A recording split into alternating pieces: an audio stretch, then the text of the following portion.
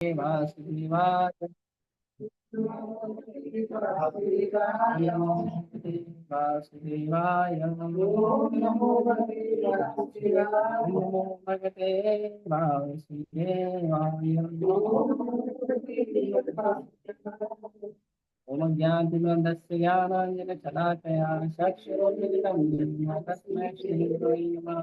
श्री चैतन्यमनोभीष्टं स्थापितं येन भूतले स्वयं रूप कदा ददाति स्वपदान्तिकं वन्देऽहं श्रीगुरो श्रीरामकृष्णं श्रीगुरो वैष्णवांश श्रीरूपं भागजातं सहगणरघुनाथान्वितं तं सजीवं साद्वैतं भावयुतं परिजनसहितं कृष्णचैतन्यदेवं श्री राधा कृष्ण पादा सह गण ललिता श्री विशाखा नमो विष्णुपादाय कृष्णनिष्ठाय भीतरि श्रीमते भक्ति वेदांति नामे नमस्ते सारस्वते देवे वंदनाय शिखाय विशेष शून्यवादी पाश्चात्य शिखाय ओम विष्णुपादाय कृष्णनिष्ठाय भीतरि श्रीमते भक्ति सिद्धांत सरस्वती नामे श्रीवास भानवी देवी दयिताय कृपाते कृष्ण संबंध विज्ञान नमः आधुनिक देवाय श्री रूपानंद भक्तिदा हे गौर करुणाशक्ति विग्रहाय नमस्ते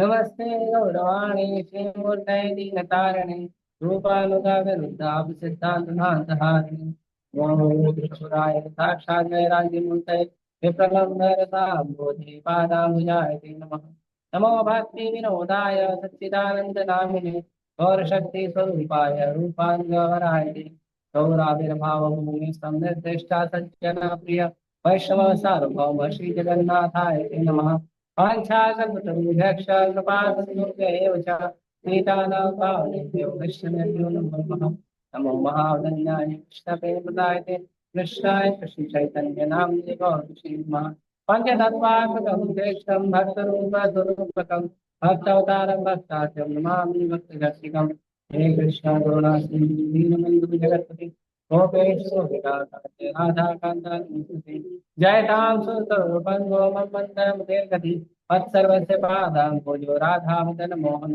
दिव्यदन्तारण्य कल्पतुमादाव श्रीमद्रत्नागार सिंहासनस्थौ श्रीमद् राधा शैल गोविंद देव कृष्णानिधि सेवमानं स्मरामि श्रीमान् रासरसारं देवं श्रीभट्टकः स्थितः दर्शन वेणु सनैर्गोपी गोपीनाथाय शेषुनः तप्तकाञ्चन गौराङ्गी राधे वृन्दावनेश्वरी वृषभानुसुते देवी प्रणमामि हरिप्रिये जय श्री कृष्ण चैतन्य प्रभु नित्यानंद श्री अद्वैत गदाधर शिवासादि गौरभक्तवृंद हरे कृष्णा कृष्णा कृष्णा हरे हरे हरे राम राम राम हरे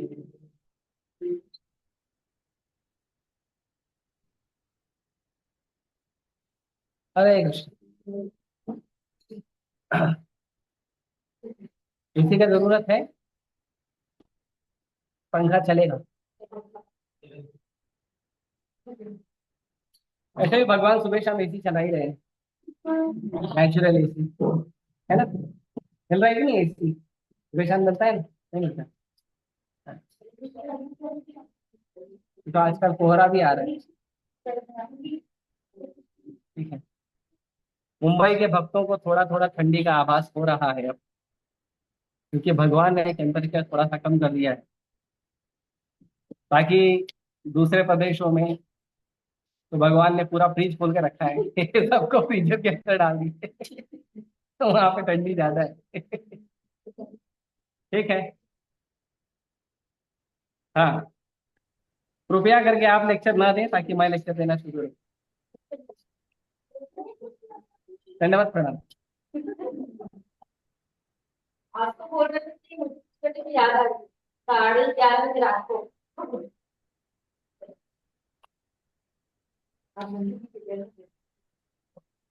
हाँ, तो यहाँ पे भगवान पहले तो पिछले अध्याय के अंत में हमने चर्चा किया कि हमारा संसार दो प्रकार का संसार है, एक भौतिक संसार है, एक आध्यात्मिक संसार है। उसके बाद भौतिक संसार और आध्यात्मिक संसार में फिर बाद में ये चर्चा किया कि आध्यात्मिक संसार कैसा है। तो भौतिक संसार से निकलने का रास्ता बताया गया है कि अगर आपके अंदर मोह नहीं है और दोष नहीं है, संग और दोष नहीं है, अगर आप आध्यात्मिक भाव रखते हैं, अगर आप काम से मुक्त हैं, अगर आप द्वंद्व से मुक्त हैं, सुख दुख के संग से मुक्त हैं, तो आपको भौतिक संसार से बाहर निकलने का रास्ता मिलेगा। तो ये सब क्या है? ये सब दोष है हमारे। इन्हीं दोषों के कारण हम संसार में फंसे पड़े हैं। कई बार भौतिकतावादी बोलते हैं कि हम लोग समय बर्बाद करते हैं। जो आध्यात्मिक लोग छोटे हैं बेटा। वो समय बर्बाद करते हैं। Alexa, any problem?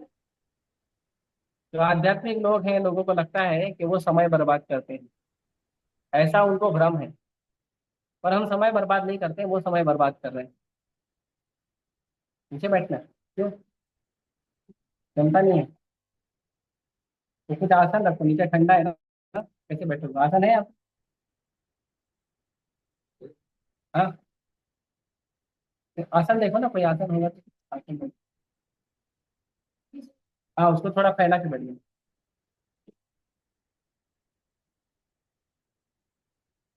उसको थोड़ा फैला दो।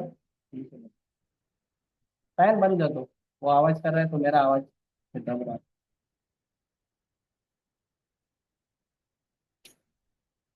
ये घर में लगा तो फिर चालू कर देना, ठीक है? देखो वो ज्यादा आवाज कर रहा था। चलेगा आपको? ठंडे में मत बैठो, ठंडी का टाइम है ना, तकलीफ होएगा बाद में।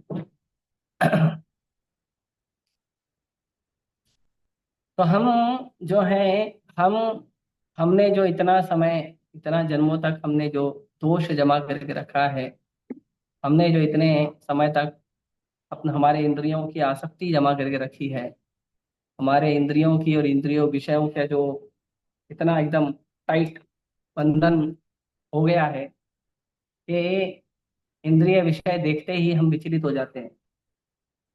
जैसे अभी ठंडी का समय है, बारिश का ठंडी का समय में जनरली लोग सड़क पर चलते हैं और उन्हें थोड़ी सी खुशबू आती है भजिया की, तो खुश हो जाते हैं, अरे कांदा भजिया खाएंगे, है ना? लेकिन अभी हम सड़क पर चलते हैं तो हमें कांदा भजिया का इच्छा नहीं होता। अभी हम सड़क पर चलते हैं, खुशबू भी आई तो हम क्या सोचते हैं? मंदिर जाके खाएंगे, घर में बना के खाएंगे, राइट? तो हम उससे उबर चुके हैं, है ना, लगभग उबर चुके हैं। तो वैसे ही धीरे धीरे हमारा जो इंद्रिय और इंद्रिय का जो विषय है, उसका जो टाइट जो संपर्क है, वो धीरे धीरे कम होना चाहिए। ये ट्रेनिंग है। तो हम लोग अब उस ट्रेनिंग में आए हैं कि हम अब इंद्रियों से विचलित न हो और इंद्रियों के विषय को देखकर हमारा आकर्षण न बढ़े, इसके लिए हम प्रयास कर रहे हैं, प्रैक्टिस कर रहे हैं। तो ये जो जीवन है, ये पवित्र जीवन है। और इस जीवन में व्यक्ति क्या होता है? व्यक्ति बहुत ज्यादा संतुष्ट रहता है और शांत रहता है। जैसे कई बार प्रश्न आता है, प्रभु जी, हम माला तो करते हैं लेकिन हमारा मन शांत नहीं है। आपका मन शांत है इसीलिए माला कर रहे हो, है ना? भले हम वो क्वालिटी का माला नहीं कर पा रहे हैं जो क्वालिटी का माला चाहिए, मतलब जो उत्तम स्थिति है। भले हम पीएचडी नहीं कर रहे हैं लेकिन एटलीस्ट हम केजी में तो आ गए, है ना? केजी का बच्चा होता है, चंचल होता है ना?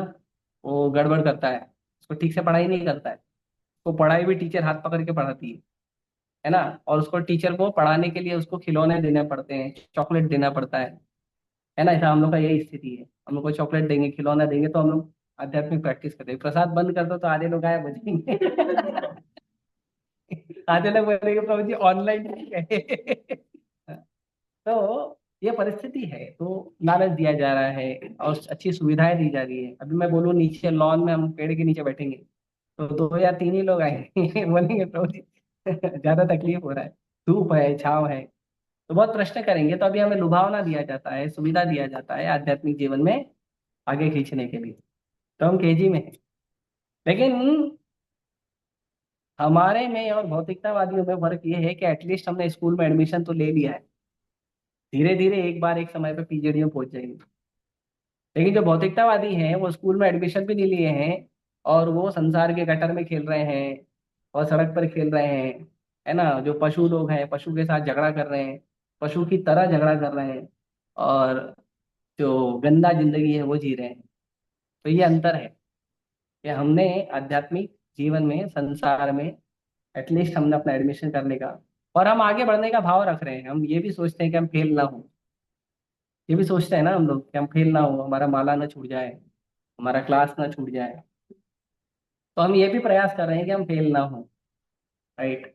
तो ये जो हमारा जो प्रोसेस है, यही प्रोसेस है जो हमें संसार के मोह से दूर करेगा, हमें संसार के संग से, जो हम अलग अलग जगह अपना आसक्ति जोड़ के रखते हैं, वो संग से दूर करेगा, हमारा आध्यात्मिक चिंतन बढ़ाएगा।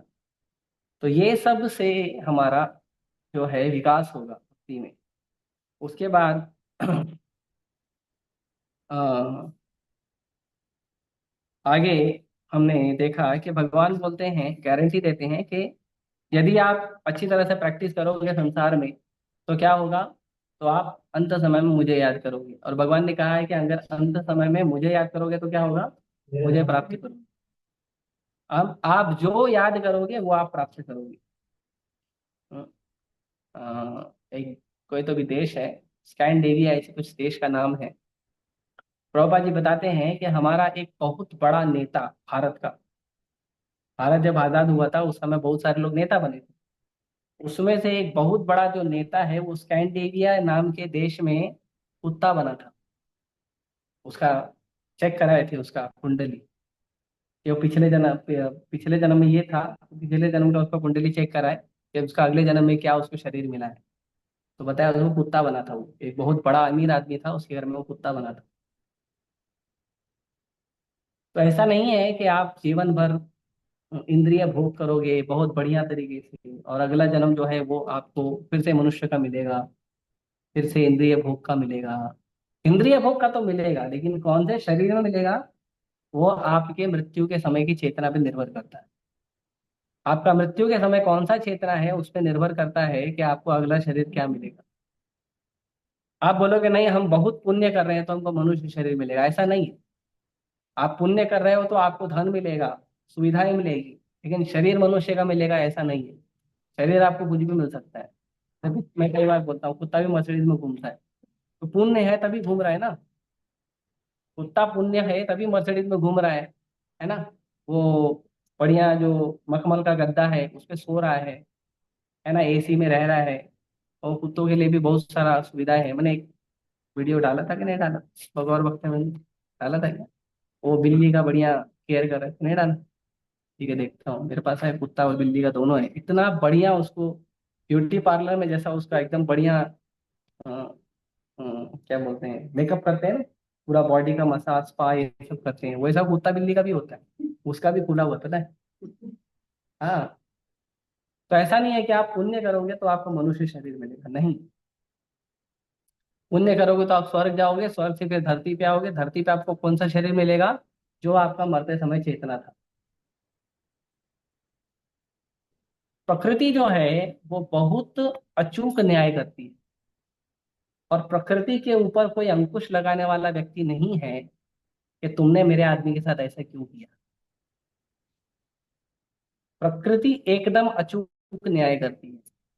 हमारे पास एक पुस्तक है, लॉ ऑफ नेचर, है ना, प्रकृति के नियम। एक पुस्तक है, छोटी पुस्तक, प्रभुपाद जी के जो कन्वर्सेशन है उसके आधार पर बनी है।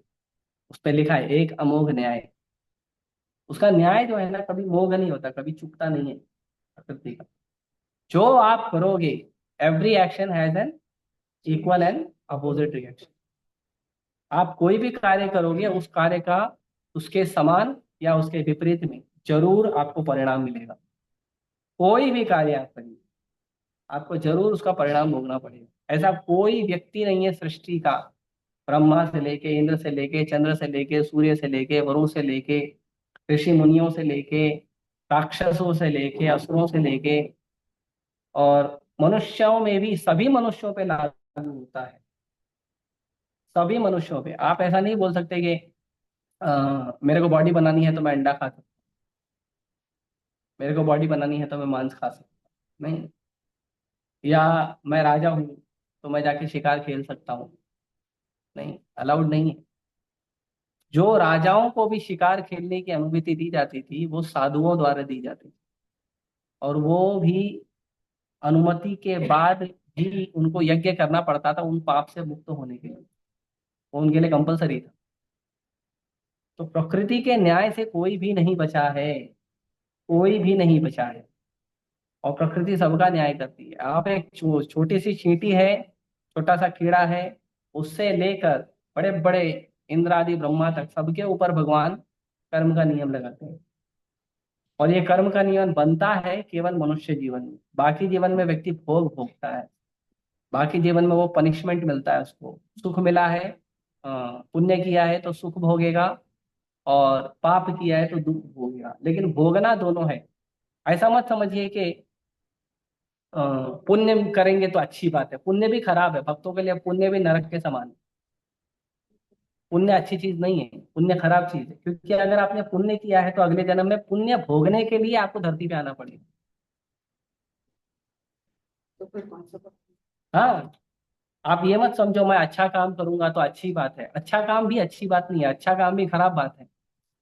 भक्तों के लिए पुण्य भी पाप है। क्यों? क्योंकि उसको भी भोगने के लिए धरती पे आना ही पड़ेगा। तो धरती पे आना जो है वो महापाप है, चाहे पुण्य करो चाहे पाप करो। इसीलिए केवल कृष्ण भक्ति करना बहुत जरूरी है। इसीलिए भगवान बोलते हैं अंत काले च माम एव। ऐसा प्रैक्टिस करो अपने लाइफ का कि आपके लाइफ के हर वस्तु में कृष्ण होने चाहिए। तो अंत काल में कृष्ण का स्मरण होगा। हाँ। नहीं तो आप पुण्य करोगे तो पुण्य भोगने आना पड़ेगा। ये जितने भी अंबानी है, ये बाकी जो बड़े बड़े बिजनेसमैन हैं, है ना, ये सब क्या है? सब पुण्य भोगने के लिए धरती पे आए हैं। पुण्य किया था इन्होंने पिछले जन्म में। हम पुण्य करेंगे, अच्छा काम करेंगे, अभी भोगो, धरती पे आओ। हाँ। और पुण्य भोगने के लिए धरती पे आए, इतना अकूत संपत्ति है उनके पास, लेकिन उनका हृदय जो है हमेशा भय में रहता है। हमेशा डर लगा रहता है कि जो उनका कल को उनका शेयर गिर गया तो, कल को कोई टेररिस्ट उन पर अटैक कर दिया तो, कोई पैसा मांगने के लिए परेशान किया तो। नेता लोग आए दिन पहुंचे रहते हैं, 2 करोड़ का चंदा दे दो, 100 करोड़ का चंदा दे दो, 1000 करोड़ का चंदा दे दो। उनका जीवन अच्छा नहीं है। हमको लगता है वाह देखो अंबानी बन गया तो अच्छा नहीं। सबसे बड़ा दुख है, सबसे बड़ा सुख है 2 रोटी खाओ, भगवान का भजन करो, सो जाओ। Fantastic life. हाँ, आप खुले सांड की तरह सड़क पे घूमोगे, कोई फर्क नहीं पड़ता है। हाँ। लेकिन धन कमाओगे, रूप कमाओगे, ऐश्वर्य कमाओगे, शक्ति कमाओगे तो उसका रक्षा भी करना पड़ेगा। उसका रक्षा बड़ा टेंशन है। इसके लिए भौतिक जगत में जो अच्छी चीज है वो भी खराब है। और भगवान और भगवान के भक्त तो कहते हैं कि अगर हमें गरीब का परिस्थिति मिला, दीनहीन परिस्थिति मिला, वो अच्छा है। क्योंकि शांति से भजन करेगा, दुनिया लोग परेशान नहीं करेंगे। लेकिन अगर हमारे पास भोग और ऐश्वर्य आ गया तो क्या होगा? दया अपरित चेतसाम, तुरंत उसका चेतना 10 10 विभागों में बढ़ जाएगा। तुरंत उसका चेतना हर जगह बढ़ जाएगा। और क्या होगा? व्यवसायत्मिका विद्धि समाधोना विधीयते। उसका बुद्धि जो है 50 जगह फंस जाएगा और वो भजन नहीं कर पाएगा। अभी आप में से कितने लोगों के पास गाड़ी है? कितने लोग अपनी कार में आए? है कोई? इसके लिए शांति से बैठे बताए। है। आप सोचो 4 घंटे का ही पास मिला है, टाइम देखते रहो 4 घंटा हुआ कि नहीं, हुआ कि नहीं। फिर पास रिन्यू करना पड़ेगा, नहीं तो फाइन लग जाएगा ना। और अगर आपने सड़क पे कार पार्किंग कर दिया तो और टेंशन लगा रहता है। हाँ। वो कबूतर गंदा कर देगा, वो कोई उठा के लेके जाएगा, कोई पत्थर मार दिया तो, कोई खरोच मार दिया तो, टेंशन बना रहता है, भले इंश्योरेंस निकाला है तो क्या। है ना। फिर तो जितना ज्यादा हमारे पास भोग और ऐश्वर्य आता है उतना ज्यादा हमारे लिए बंधन है। कई लोग हैं लोन लेते हैं, लोन पे घर खरीदते हैं। लोन ले लिया, 20 लाख का 50 लाख का लोन ले लिया और घर खरीद लिया। अभी उसका ईएमआई भर रहा है, हर महीने 50,000 लाख रुपए ईएमआई भर रहा है। उससे अच्छा 20 हजार भाड़ा भर के रह लेता। है ना। तो बहुत सारी जो वस्तुएं हैं, व्यक्ति अपना, मैं ये नहीं कह रहा हूँ कि हमारे पास धन संपत्ति नहीं होनी चाहिए, सुविधा नहीं होनी चाहिए, पर केवल कृष्ण की सेवा के लिए होनी चाहिए। अपना चेतना धन संपत्ति में फंसाना बहुत बेकार चीज। अपना चेतना नहीं फंसाना चाहिए कि मेरे को बड़ा घर लेना है, बड़ी गाड़ी लेनी है, बड़ा ये लेना है। कृष्णा देंगे है तो ठीक है, नहीं तो कोई बात नहीं। कृष्णा रखेंगे तो सड़क पे रहेंगे, नहीं रखेंगे तो महल में रहेंगे। देखो मेरे को महल में रहते रखेंगे कृष्ण, बढ़िया महल में रहता हूँ। हाँ, मुझे कोई मेरा रिश्तेदार पूछता है कि देव क्या जिंदगी जी रहा है, तो अरे क्या जिंदगी जी रहा हूँ मालूम। हाँ, रहने के लिए महल है, और मैं डिसाइड करता हूँ मेरे को कौन सी गाड़ी में जाना है। लोग तो जो एक गाड़ी खरीदे हैं वो एक ही गाड़ी में जाएंगे ना। इधर मैं डिसाइड करता हूँ छोटी गाड़ी में जाना है क्या बड़ी गाड़ी में जाना है, एसी में जाना है कि विदाउट एसी वाली में जाना है। हाँ? फिर प्रसाद का तो मैं बता नहीं सकता, ब्रह्मचर्य आश्रम में प्रसाद कैसे मिलता है, किसी को चाहिए तो फोटो भेज दूंगा कभी।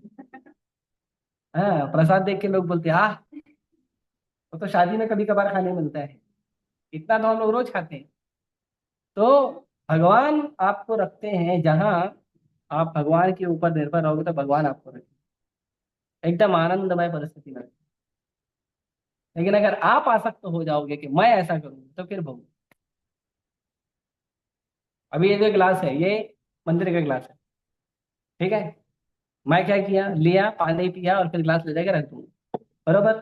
सुरक्षा कौन करेगा इसका, जिसको जिम्मेदारी दिया है गिलास सुरक्षा करने। अगर मैंने गिलास खरीद के लाया तो क्या होगा, मेरे को संभालना पड़ेगा ना। तो चोरी कर लिया तो नया खरीदने का टेंशन रहेगा। तो ये छोटा सा उदाहरण है, लेकिन हमारे जीवन में ऐसा ही हो रहा है कि अगर किसी वस्तु के ऊपर हम अपना अधिकार दिखाते कि ये वस्तु मेरा होना चाहिए, ऐसा होना चाहिए, उसका सुरक्षा, उसका मेंटेनेंस, हर चीज का टेंशन आपका रहेगा।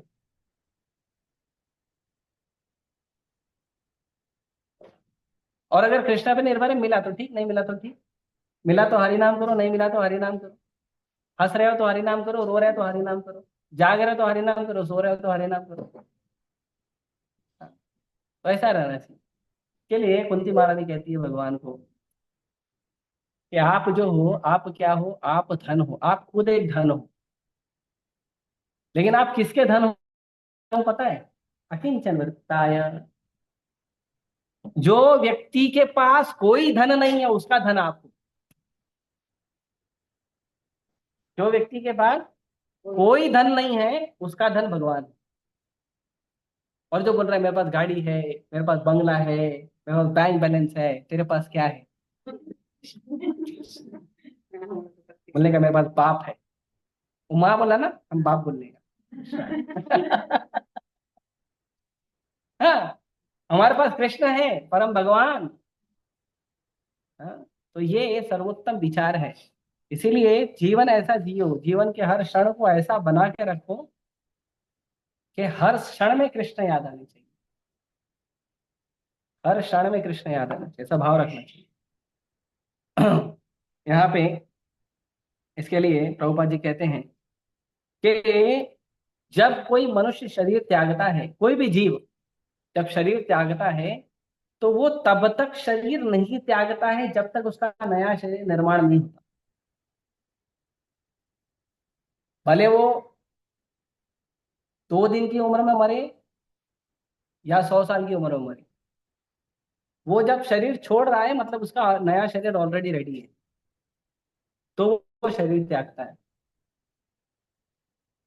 इसके लिए भगवान ने कहा भगवद गीता में कि हम कब शरीर छोड़ते हैं, जब ये शरीर या तो हमारे यूज का नहीं है, या तो हमारे कंफर्ट का नहीं है, हमारे यूज का नहीं है, मतलब अभी तक यूज किया, अभी आने वाले टाइम पे इसका यूज नहीं है, हमारे कर्मानुसार नहीं यूज करना है तो छोड़ना छोड़ना पड़ता है। या तो हमारे यूज का नहीं है, और या तो खराब हो गया, कोई सुसाइड कर लिया, शरीर ही खराब कर दिया, क्या करें। कोई जल गया, शरीर ही खराब हो गया, तो क्या करें, शरीर छोड़ना पड़ता। लेकिन जो एक्सीडेंट होता है, एक्सीडेंट में अगर आपका समय पूरा हो गया है तो आपको नया शरीर मिलता है। लेकिन अगर समय पूरा नहीं हुआ है, तो जब तक आपका समय पूरा नहीं हुआ है तब तक आप बीमार करते रहोगे। हाँ, फिर आपको कोई भोग भोगना है, कोई इच्छा का पूर्ति करना है, तो क्या करोगे, कभी इसके शरीर में जाओगे, कभी उसके शरीर में जाओगे, अपना इच्छा पूरा करो। तो हमारा जो शरीर निर्माण कर रहे हैं हम, हमारे हर एक छोटे छोटे छोटे छोटे कार्यों से हमारा शरीर निर्माण हो रहा है, हर छोटे कार्यों से। इसलिए बड़े ध्यान से हमें अपना कार्य करना चाहिए कि हम कौन सा शरीर निर्माण कर रहे हैं।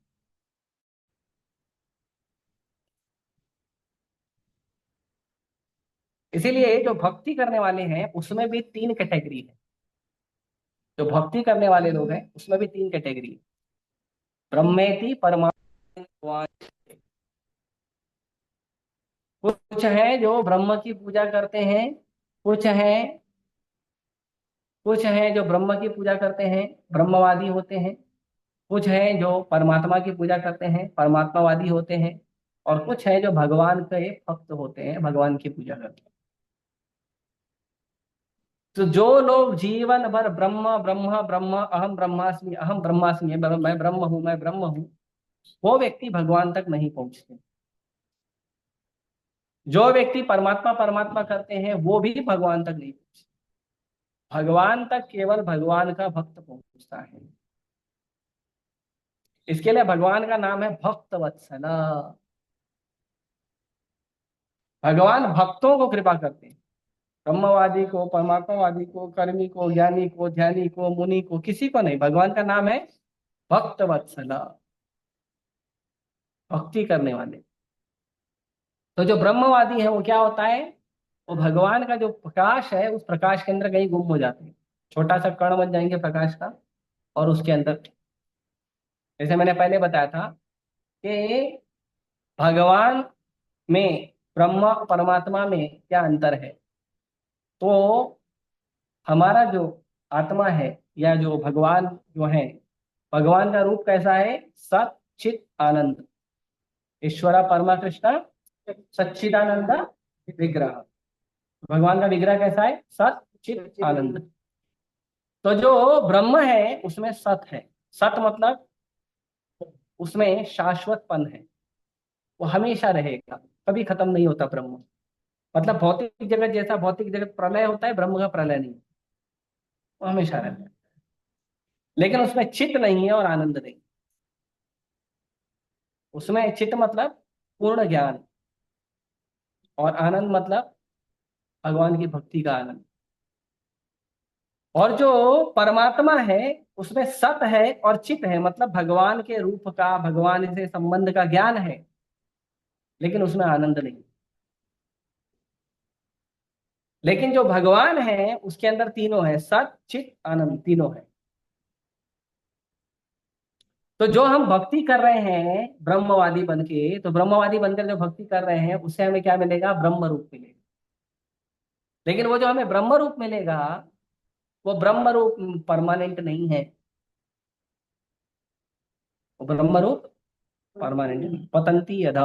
भागवतम कहता है कि वो जो ब्रह्म के लोग हैं, आप आत्मा को आनंद चाहिए, आत्मा को आनंद चाहिए। अगर आत्मा को आनंद प्राप्त नहीं होता है और वो ब्रह्म ज्योति में चला जाता है, तो फिर जो वैकुंठ लोक से भगवान की कीर्तन की आवाज आती है ना, उसको प्राप्त करने के लिए वो ऊपर की तरफ उठता है, और वहां पे शिव जी के त्रिशूल से चोट खा के फिर धरती पे गिरता है, और फिर वापस भक्ति करता है।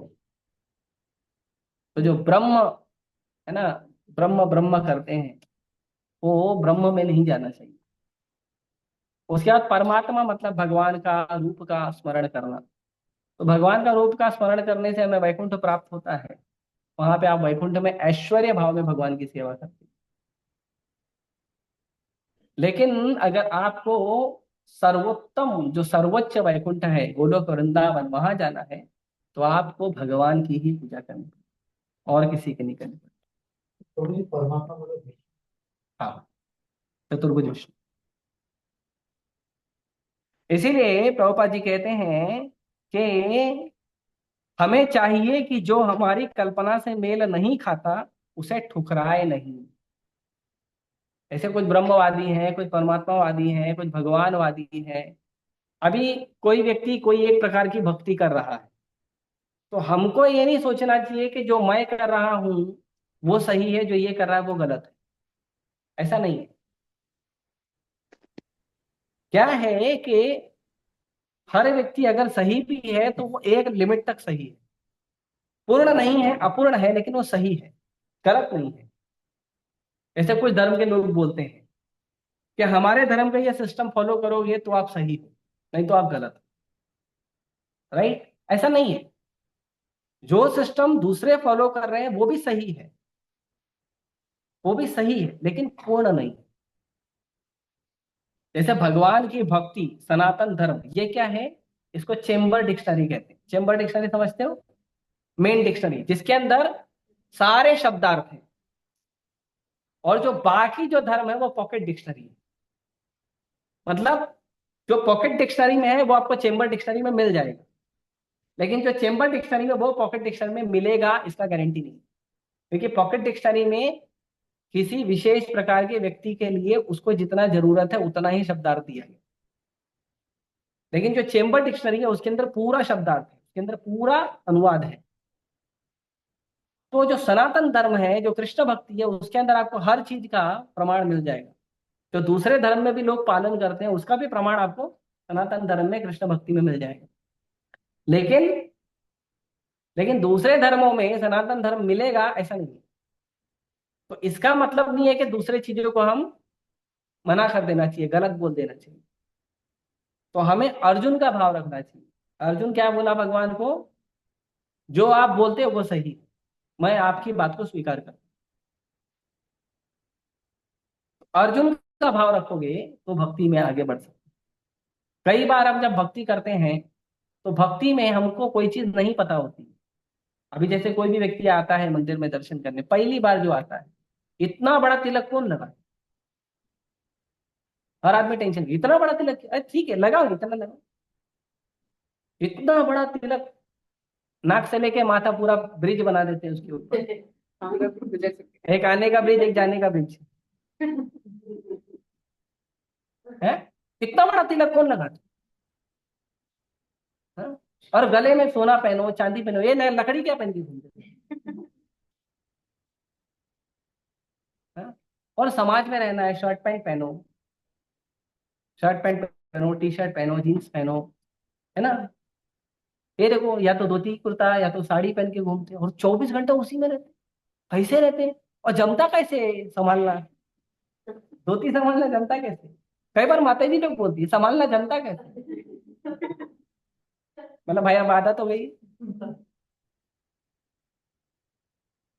तो आपको नहीं समझ में आया इसका मतलब नहीं कि वो गलत है। आप शास्त्रों में चेक करें। कुछ चीजें हैं, आपको बताया था प्रभु जी माता जी ये चीज मत करो, आप देखते हो सीनियर डिवोटी ये कर रहा है, मेरे को तो मना किया, वो क्यों कर रहा है?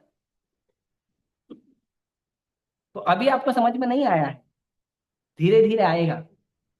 इसीलिए एकदम साधारण भक्ति में भाव रखना चाहिए कि हमें अपनी बुद्धि और अपने विचार की दृष्टि से दूसरों को नहीं देखना चाहिए।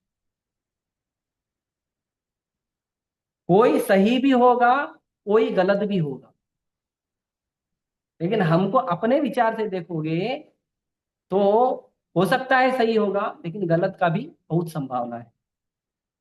इसीलिए बहुत सारे अपराध, बहुत सारी गलतियां इसीलिए होती हैं कि हम हर वस्तु को अपनी बुद्धि के अनुसार समझते हैं।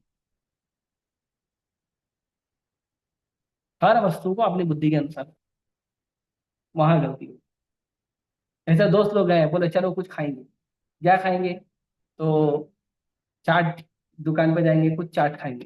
कोई दही पूरी खाएगा, कोई पानी पूरी खाएगा, कोई कुछ खाएगा, है ना? अभी सबका इच्छा कर रहा है।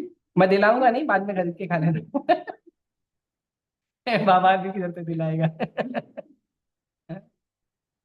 तो कोई कुछ खाएगा, कोई कुछ खाएगा, है ना? अब उसमें कोई तीखा खाएगा, कोई खट्टा खाएगा, कोई मीठा खाएगा। सबका अपना अपना स्वाद है। अब आप ये नहीं बोल सकते कि हमारा ग्रुप जा रहा है तो सब लोग वही खाएंगे। आपका मन रखने के लिए कोई खा लेगा, नहीं जरूरी नहीं है कि सब वही खाएंगे। तो जैसे सबका स्वाद अलग है वैसे सबका विचार भी अलग अलग। उसके अनुसार हमें लोगों को समझना चाहिए। अतएव जब भगवान कहते हैं कि अर्जुन, मृत्यु के समय जो भी ब्रह्म परमात्मा या भगवान के रूप में उनका चिंतन करता है, वह निश्चित रूप से आध्यात्मिक आकाश में प्रवेश करता है। आध्यात्मिक आकाश में तो चले जाएगा, लेकिन ब्रह्म बनेगा कि परमात्मा बनेगा कि भक्त बनेगा, वो उसकी भक्ति के प्रैक्टिस पे डिपेंड करता है। इसके लिए एकदम क्लियरली भगवान कहते हैं, यम यम वापि स्वरन भाव त्यजत्यन्ते कलेवरम तम तमेवैति कौन्तेय सदा तत् सद्भाव भाविता। जो जो उसका भाव रहेगा, कब? शरीर छोड़ते समय। यम यम वापि स्वरम भाव त्यजति अंते कलेवरम।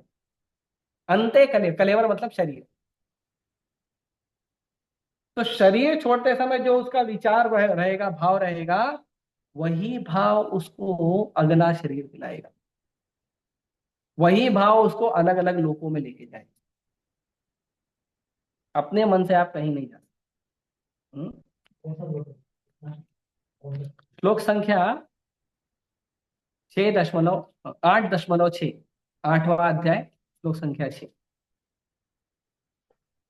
इसीलिए भगवान की शक्तियों का भी इसमें वर्णन किया गया है, और बहुत सुंदर है। ये विष्णु पुराण में इसका वर्णन है। विष्णु शक्ति परा प्रोक्ता क्षेत्रज्ञाख्या तथा परा अविद्या कर्म संज्ञान्या तृतीया शक्ति ऋष्यते। कहते हैं कि परमेश्वर की शक्तियां विविध तथा असंख्य है, लेकिन हमारे बुद्धि से परे है। भगवान की शक्ति भगवान के बराबर है, हमारी बुद्धि मनुष्य की बुद्धि है या जीव की बुद्धि है। तो हम अपनी बुद्धि से भगवान को कैसे समझेंगे? हम्म? लेकिन बड़े बड़े विद्वान मुनियों द्वारा मुक्त आत्माओं ने इन शक्तियों का अध्ययन करके इन्हें 3 भागों में बांटा है। इसीलिए जो भगवान के जो भक्त हैं या जो साधु हैं, उन्होंने क्या किया है? उन्होंने शास्त्रों को पढ़ के इन शक्तियों को 3 भाग में बांटकर बताया है। तो भगवान को समझना है तो भगवान के अनुसार समझना पड़ेगा। तो भगवान को समझना है तो भगवान ने जो ज्ञान दिया है उसको पढ़कर, या उस ज्ञान का जो व्यक्ति प्रैक्टिस कर रहा है उसका आश्रय लेकर हमको समझ में आए, अपने आप नहीं समझ में आए। ऐसे भगवत गीता तो जाकिर नाइक भी कोट करता है, और कोट करके बोलता है भगवान का रूप ही नहीं है। भगवान बोलते हैं, अर्जुन भगवान को बोलता है, आपके हजारों मुख हैं, आपके हजारों हाथ हैं, आपके हजारों पैर हैं, आपके हजारों पेट हैं, और इतने सारे देवी देवता सब आपके शरीर के अंदर हैं। अर्जुन बोला भगवान को, भगवत गीता 11वां अध्याय, पढ़ा ही नहीं उसने। भगवत गीता पढ़ के वो बोलता है कृष्ण का रूप नहीं है। बताओ। और भगवान बोलते हैं जैसा मेरा रूप है इसी रूप का चिंतन करना है तुमको, अर्जुन को, 11वें अध्याय में। हाँ। तो भगवान को समझने के लिए भगवान के वाणी के अनुरूप भगवान की भक्ति का जो व्यक्ति प्रैक्टिस कर रहा है उसके शरण में हमें सीखना चाहिए। आपकी बुद्धि से कितना भी शास्त्र पढ़ोगे तो आप बनोगे डमरू, और कुछ नहीं बनोगे। दोनों तरफ से बजोगे बस, और कुछ नहीं। आपको अगर सही रूप में शास्त्रों को समझना है तो भगवान के भक्तों के आश्रय में समझना पड़ेगा। हाँ। नहीं तो इसको भी हाँ बोलोगे, उसको भी हाँ बोलोगे, और आपका कोई खुद का शब्द, खुद के शब्द का कोई वैल्यू नहीं है। इसीलिए कह रहे हैं विद्वानों ने, मुनियों ने, मुक्त आत्माओं ने इन शक्तियों का अध्ययन करके 3 भागों में बांटा है। कौन सी 3 शक्ति है? कौन सी 3 शक्ति है? परा, अपरा, एक है पराशक्ति, एक है अपराशक्ति, और एक है तटस्थ। एक है अल्लादिनी शक्ति, और एक है महामाया शक्ति, और तीसरे हैं हम, जो कभी आध्यात्मिक होते हैं, कभी भौतिक होते हैं, अपने टेस्ट के अनुसार। ठीक है। तो दूसरा क्या हालात है? भौतिक माया, महामाया नहीं, माया बोल सकते। इसीलिए मृत्यु के समय हम या तो संसार की अपरा शक्ति में रहते हैं या फिर आध्यात्मिक जगत में रहते हैं। या तो आप भौतिक जगत में रहोगे या तो आप आध्यात्मिक जगत में रहोगे, तीसरा कोई जगह पे आप जाओगे नहीं। हम्म? इसीलिए भगवान ने भगवता में भगवान ने ये बात बोला है कि कहाँ हम जाएंगे। इसीलिए प्रभुपाद जी आगे कहते हैं बहुत सुंदर शब्द प्रभुपाद जी ने लिखा है, बहुत कठोर है, थोड़ा पचाने का प्रयास कीजिएगा। भगवान प्रभुपाद जी कह रहे हैं, ऐसे बहुत से साहित्य हैं, यथा समाचार पत्र, पत्रिकाएं, उपन्यास आदि, जो हमारे विचारों को भौतिक शक्ति से भर देते हैं। हमारे पास भौतिक ज्ञान कहाँ से आया है? समाचार पत्र पढ़ के, न्यूज चैनल देख के, अलग अलग जो उपन्यास हैं यहाँ वहाँ के, स्कूल में कॉलेज में जो हम पढ़े हैं, वो सब के वजह से हमारा भौतिक चेतना हुआ। भौतिक चेतना हमारा ऑलरेडी ट्रेनिंग तो इतना सारा है, लेकिन हमने ये सब और ऊपर से पढ़ भी लिया, इसके लिए भौतिक चेतना है। इस समय हमें ऐसे साहित्य में लगे अपने चिंतन को वैदिक साहित्य की ओर मोड़ना चाहिए। मतलब जो काम हम कर रहे हैं, समाचार देखना और समाचार पत्र पढ़ना, उपन्यास पढ़ना, भौतिक चीजों को देखना, ऐसे आजकल भौतिक चीजें हम देखते हैं, मूवीज में देखते हैं और सीरियल्स में देखते हैं, ये सब वस्तु को वैदिक साहित्य की ओर मोड़ना पड़ेगा। इन सबको वैदिक साहित्य की ओर, अगर वैदिक साहित्य की ओर नहीं मोड़ेंगे तो हमारा भौतिक चेतना बना है, क्योंकि हम ऑलरेडी ये सब देख रहे हैं। अतएव महर्षियों ने अनेक वैदिक ग्रंथ लिखे हैं, यथा पुराण। ये पुराण काल्पनिक नहीं है, अपितु ऐतिहासिक लेख है।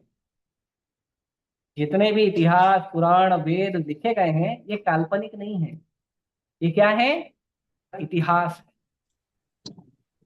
इसीलिए चैतन्य चरितामृत में वर्णन है, माया मुग्ध जीवेर नाही स्वतः कृष्ण ज्ञान, जीवेर कृपाय कैल कृष्ण वेद पुराण।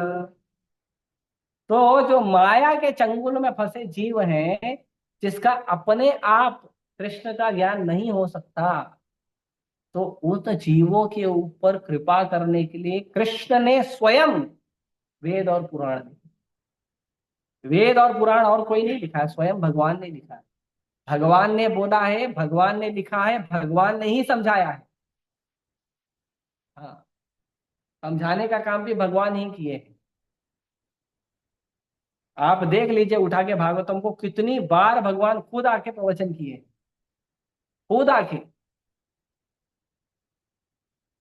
बार बार भगवान खुद आके भगवान ही प्रवचन कर रहे हैं। भगवान का हंसा अवतार क्यों हुआ था? प्रवचन देने के लिए। ध्रुव अवतार में जब भगवान ने दर्शन दिया तो क्या किया? जो ध्रुव को भगवान ने दर्शन दिया तो क्या किया? प्रवचन किया। कपिल देव सांख्य योग,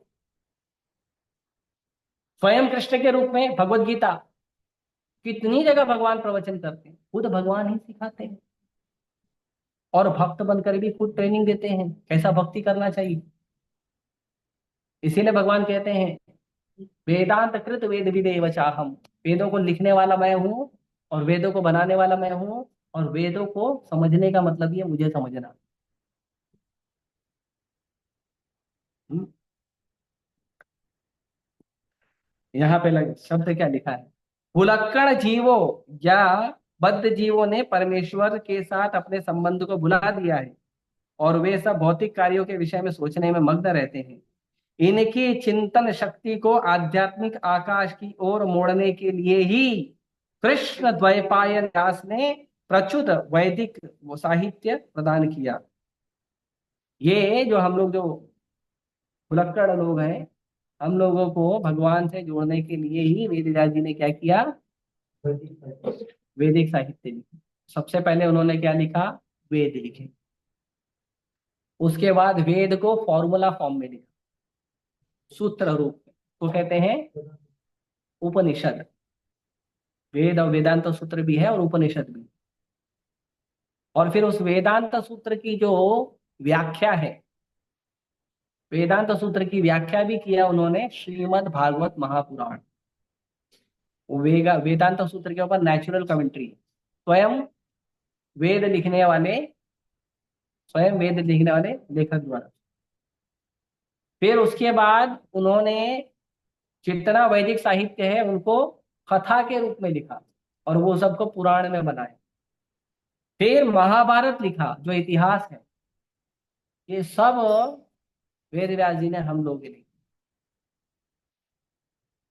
जिस प्रकार भौतिकवादी लोग नाना प्रकार के समाचार पत्र पत्रिकाएं तथा अन्य संसारी साहित्य को पढ़ने में ध्यान लगाते हैं, उसी तरह हमें भी व्यासदेव द्वारा प्रदत्त साहित्य के अध्ययन में ध्यान लगाना चाहिए। इस प्रकार हम मृत्यु के समय परमेश्वर का स्मरण कर सकें। भगवान का स्मरण कैसे करोगे? तो उसका आसान तरीका है, हर रोज प्रभुपाद जी का पुस्तक पढ़िए, हर रोज, बिना भूले एक श्लोक तो कम से कम पढ़िए। बिना एक श्लोक पढ़े सोइए मत। ये प्रभुपाद जी का एक छोटा सा क्लिप है, भेजा था एक बार। प्रभुपाद जी कहते हैं, आप जप करना कैसे भूल सकते हो? आप खाना खाना क्यों नहीं भूलते हो? सोना क्यों नहीं भूलते हो? जप करना क्यों भूल जाते हो?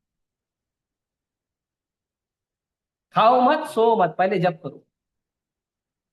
दृढ़ता होनी चाहिए ना, भगवान को दृढ़ता चाहिए ना। हम दृढ़ता नहीं दिखाएंगे कैसे चलेगा? दुनिया का हजारों काम करने के लिए बहुत समय है, सबको टाइम देने के लिए, सबको अपना अपना समय देने के लिए हमारे पास समय है। कृष्ण को देने के लिए समय नहीं है, जप करने के लिए और गीता भागवत पढ़ने के लिए? क्यों? क्यों? लोग कितने तन्मयता से पढ़ते हैं, देखो, समाचार पत्र पढ़ते हैं, उपन्यास पढ़ते हैं, यहाँ वहाँ की कथाएं पढ़ते हैं, बढ़िया टीवी चालू करके, मोबाइल चालू करके सीरियल देखते हैं, मूवीज देखते हैं। कितना ज्ञान लेने का लोग का कितना उत्सुकता होता है। ऐसा हमारा उत्सुकता क्यों नहीं होता है प्रभुपाद जी के पुस्तकों को खोलने का? होना चाहिए।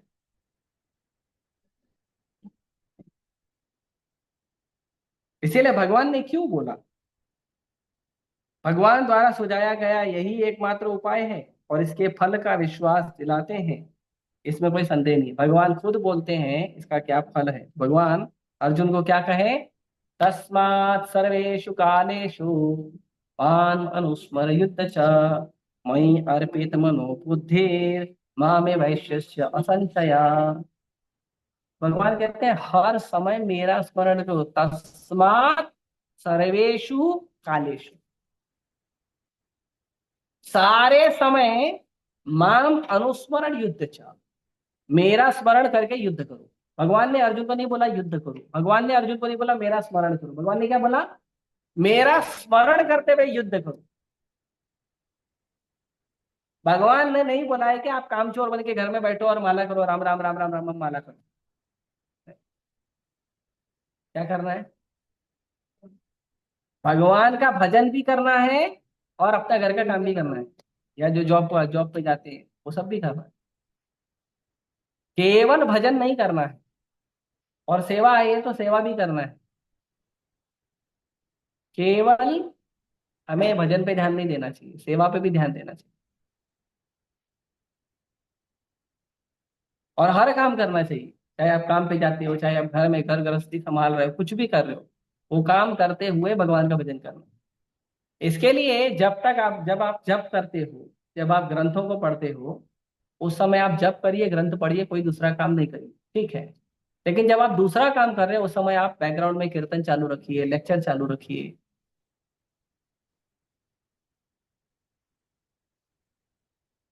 आपका एक बार आप बोलोगे अरे हम सेवा करते हैं तो लेक्चर में ध्यान नहीं जाता, आप चालू तो रखो, चालू करके तो देखो, एक दिन, दो दिन, तीन दिन करके तो देखो क्या प्रभाव आएगा। हाँ, अभी हम लोग हैं, हम लोग बस कहाँ समय है सुनने का। आप लोग बोलते हो हम आके यहाँ पे लेक्चर देते हैं, लेक्चर कैसे देते हैं? हमारे पास समय है सुनने का? बिल्कुल टाइम नहीं है। सुबह एक बार भागवतम सुन लिया, उसके बाद कहाँ सुनने का टाइम है? लेकिन नहाने गए, चालू करके टेप लेके चले जाते हैं, नहा रहे हैं सुन रहे हैं, प्रसाद ले रहे हैं चालू करेगा, और हम हाथ और मुंह से खा रहे हैं, कान से सुन रहे हैं। ऑफिस में सेवा कर रहे हैं, चालू हो गया, ऑफिस में सेवा भी कर रहे हैं, ये भी कर रहे हैं। कुछ भी काम हम लोग करते हैं, हम लोग क्या करते हैं, बैकग्राउंड में चालू रहता है प्रभुपाद जी का लेक्चर, म्यूजिक, कीर्तन चालू रहता है। हाँ, ऐसे करना चाहिए, हर समय कृष्ण का स्मरण होना चाहिए। ये कर सकते हैं हम लोग। आप देखो, लोग ऐसा रास्ते पे चलते हैं कान में बढ़िया म्यूजिक वगैरह डाल के, है ना, ऐसा ऐसा डांस करते हुए चलते रहते हैं। आप भी डांस करो, आपको मना थोड़ी किया डांस करने की। हाँ, आप भी करो, कृष्ण का कीर्तन लगाओ, उसको डांस करो आप लोग।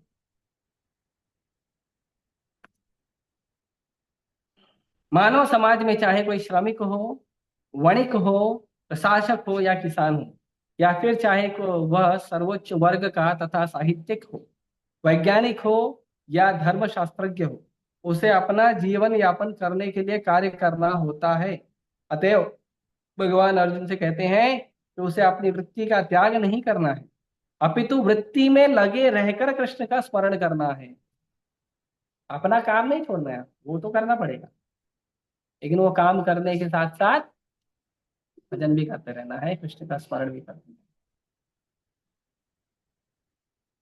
यदि वह जीवन संघर्ष करते हुए कृष्ण का स्मरण करने का अभ्यास नहीं करता है, तो वह मृत्यु के समय कृष्ण को स्मरण नहीं कर सकेगा। नहीं आएंगे कृष्ण आपके पास। भगवान चैतन्य भी यही परामर्श देते हैं, उनका कथन है कीर्तनीय सदा हरि।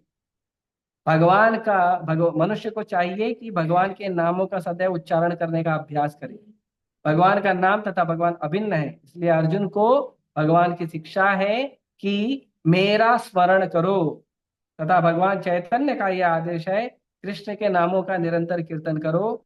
ये दोनों एक ही है। तो हमेशा आप हरिनाम सुनिए, और आप कृष्ण के उपदेशों को सुनिए, कृष्ण का चिंतन करिए, ये सब हमेशा करते हैं। ठीक है, अब इसका उदाहरण देते हैं। थोड़ा कठोर उदाहरण है माताओं के लिए, माता मुझे माफ कर देना, जो लिखा है वो बोलना पड़ेगा। तो ये उदाहरण दिए हैं कि जैसे एक विवाहित स्त्री, जैसे कोई विवाहित स्त्री है और उसका बाहर किसी से प्रेम हो गया है किसी, तो वो घर में इतना परफेक्ट काम करती है कि घर वालों को पता नहीं चलता है कि बाहर की किसी का स्मरण हो रहा है। वो घर के हर काम करते हुए उसका चिंतन करते रहते हैं। इतना परफेक्ट काम करती है, बिल्कुल भनक नहीं लगनी चाहिए। हाँ, किसी को खबर नहीं लगनी चाहिए, एकदम परफेक्ट काम करेगी, किसी को पता नहीं चलेगा कि, और जब टाइम मिला चलो। हाँ, है ना। ये उदाहरण ये आचार्यों ने दिया है, लिखा है, मैं पढ़ लेता हूँ बाद में मेरे को बोलेंगे। ये किस प्रकार संभव है? आचार्यों ने निम्नलिखित उदाहरण दिया है। यदि कोई विवाहित स्त्री पर पुरुष में आसक्त होती है, या कोई पुरुष अपनी स्त्री को छोड़कर किसी पराई स्त्री में आसक्त होता है, तो यह आसक्ति अत्यंत प्रबल होती है। और फिर नीचे उदाहरण स्त्री का ही दिया है, पुरुष का नहीं दिया। ठीक है, पुरुष लोग भी ऐसे ही करते हैं, वाइफ को पता नहीं चलता है, गड़बड़ करते रहते हैं। तो उदाहरण के लिए अर्जुन सदैव कृष्ण का चिंतन करता था, वह कृष्ण का नित्य संगी था, और साथ ही योद्धा भी। कृष्ण ने उसे युद्ध छोड़कर जंगल जाकर ध्यान करने की कभी सलाह नहीं दी। जब भगवान कृष्ण अर्जुन को योग पद्धति पद्धति बताते हैं, तो अर्जुन कहता है इस पद्धति का अभ्यास करना उसके लिए संभव नहीं है।